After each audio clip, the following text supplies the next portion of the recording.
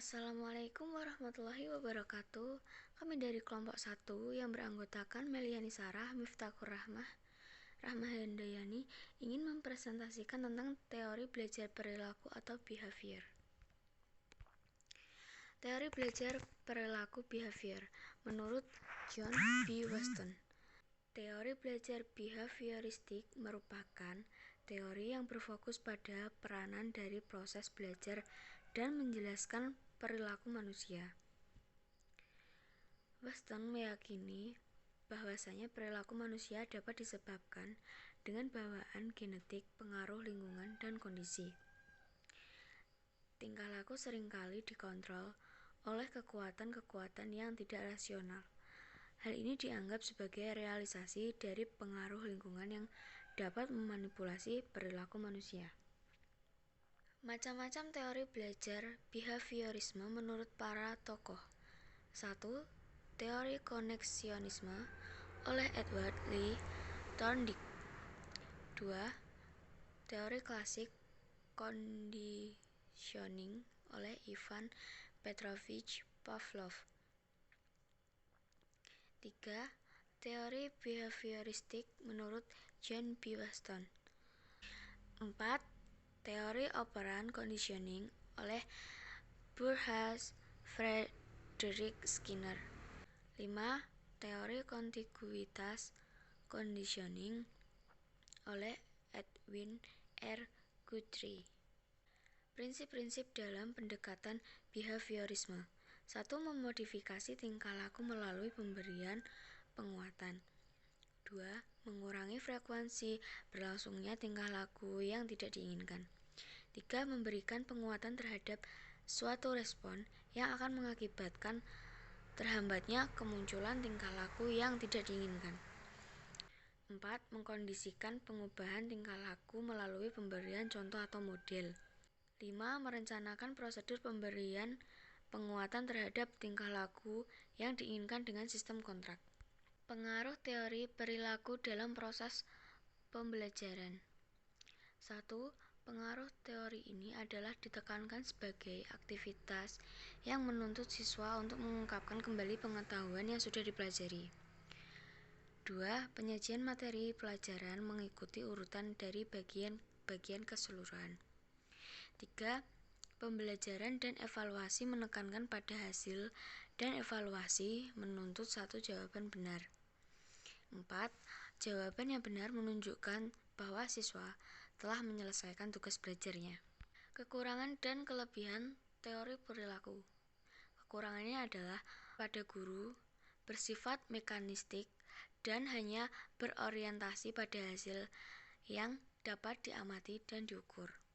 Mengakibatkan terjadinya proses pembelajaran yang sangat tidak menyenangkan. Komunikasi berlangsung satu arah.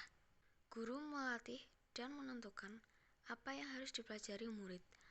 Murid dipandang pasif, perlu motivasi dari luar, dan sangat dipengaruhi oleh penguatan yang diberikan guru. Murid hanya mendengarkan dengan tertib penjelasan guru dan menghafalkan apa yang didengar dan dipandang sebagai cara belajar yang efektif. Penggunaan hukuman yang sangat dihindari oleh para tokoh behavioristik justru dianggap metode yang paling efektif untuk menertibkan siswa. Kelebihannya adalah guru tidak banyak memberikan ceramah, tetapi instruksi singkat yang diikuti contoh-contoh baik dilakukan sendiri maupun melalui stimulasi.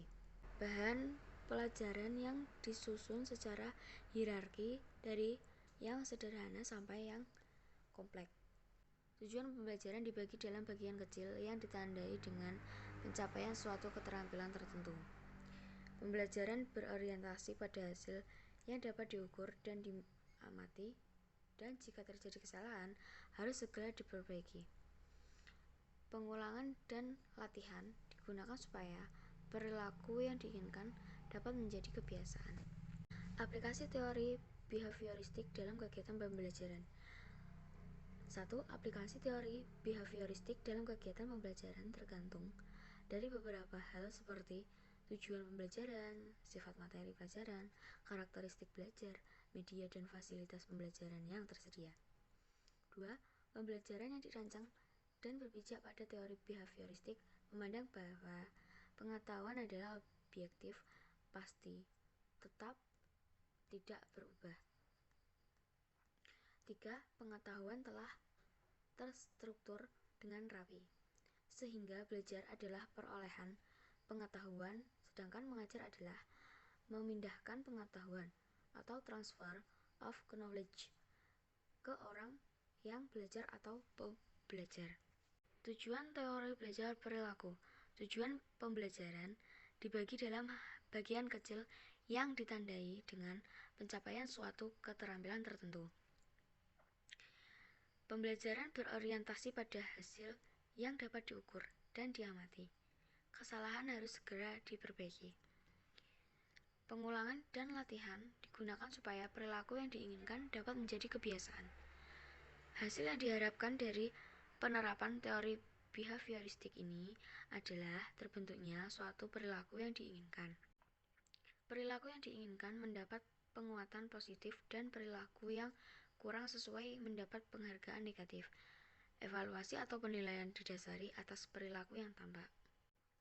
Terima kasih telah menyaksikan video presentasi dari kelompok kami. Bila ada kesalahan, kami dari kelompok 1 mengucapkan beribu-ribu maaf yang sebesar-besarnya. Terima kasih. Wassalamualaikum warahmatullahi wabarakatuh.